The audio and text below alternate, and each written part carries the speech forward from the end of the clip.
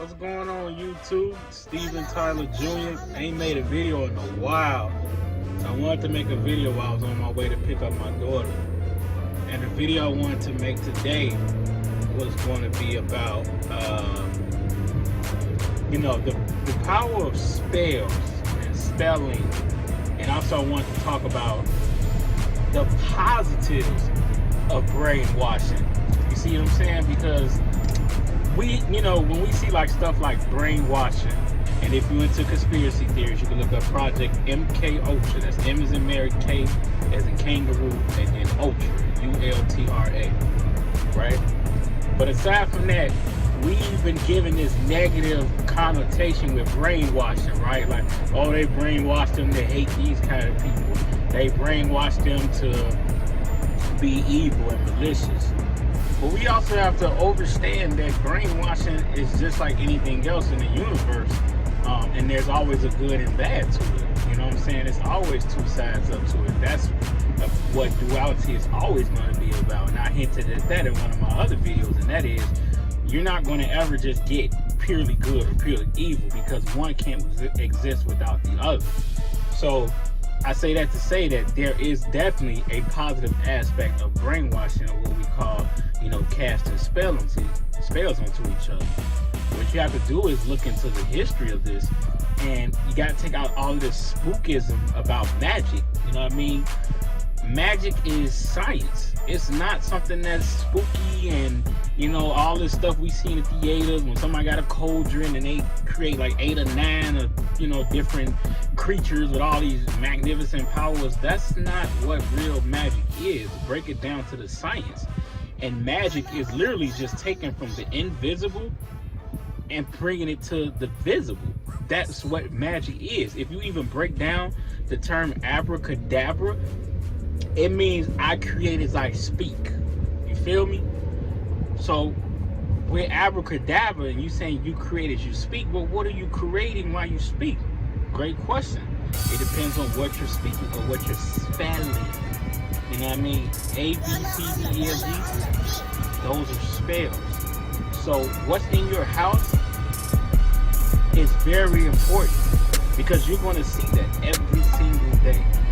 And believe it or not, especially with your subconscious mind, it's going to resonate. Period. So if you have things like, I love my neighbor, I love my wife, I love my children, or I love life, or whatever the case may be, those spells are being instilled in you, and you're being brainwashed. On a positive note though, brainwashed to love life, brainwashed to appreciate the good and the bad that comes with life, brainwashed to be positive, and brainwashed to know that it is, and I hinted at this in one of my other videos, that it is in fact the package deal with this thing we call life.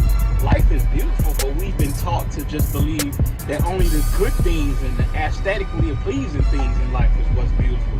That's not true. The struggle is beautiful. The arguments are beautiful. The going back and forth with your children is beautiful, because that is part of the process. We can't just sit up here and just say, oh, just this part I love about it, but I don't want anything else. And that's the problem that society, advertising, marketing has done. And it has crippled us in terms of our own sanity and our expectations, because it's made it where we are only literally looking for the most beautiful part about anything. And that's not the case. You know what I mean? And this goes back to the power of perception. And we have to get to the point where when we're speaking with each other, that we change our perspective. When we change our mindset and we see that there's beauty in everything, there's beauty on all aspects, we become to this greater appreciation of what life really is. And it is pretty much cycles. We're recycling. You see what I'm saying? But going back to the spells, so I encourage you, and because this is just a program, this is a computer. So whatever you tell this up here, is going to begin to manifest. So if you keep telling this up here, I love this job, I love the struggle, I love the part of me coming up, I love the challenges, I love whatever it is that you don't like, if you say it enough times, you will see a difference in even how you approach it.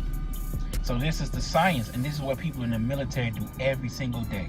They get up and run. Oh, I love to run 9 miles. I love to run 12 miles. I love it. I love it. They don't really love it. But if you say something enough, it will begin to manifest. This is the art of manifestation. Okay? This is the art of manifestation. So what I mean by that is, when you're manifesting,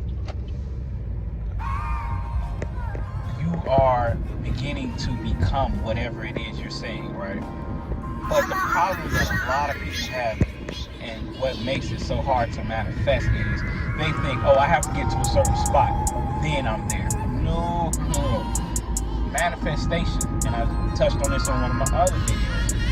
Think it, speak it, then you build it. So the art of manifestation is when you begin in your mind, I am this, I am a doctor, I am successful, I am a business owner, I am a boss, right?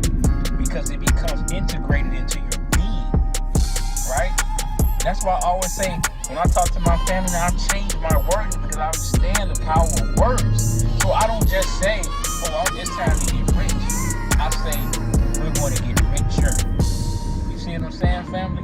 We got to say the right language. We're already rich. Think about what we're rich in. Think about what the word rich just means. It just means to be abundant.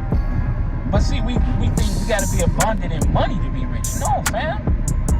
If you can get up and run and jump, you are rich in health. If you have family and people that love you, you're wealthy. Because you're wealthy in family and people. And that's actually worth 1,000 times more than any physical and material riches, people. You see what I'm saying? So when we casting these spells and we're doing the art of manifestation, we have to use our word choice so meticulously, because it's going to change our reality. Our words create our reality. I'll give you another example. When I was first early in my marriage, I used to be like, oh, this is a failing marriage, this is a bad marriage, right? Why would I speak that into my life, into my existence? The better term is, this is a building marriage. This is the construction of the marriage. This is the adjustments and the configuration of the marriage. And the thing that I didn't realize, and now I'm really getting a deep understanding, I'm starting to love and appreciate this about marriage, that there is no end point. You're going to keep configuring. You're going to keep adjusting. You're going to keep learning about each other. But most importantly, I have to challenge you. And I said this to a lot of people that I talk to about their relationship. Get to really know yourself. Get to really know yourself.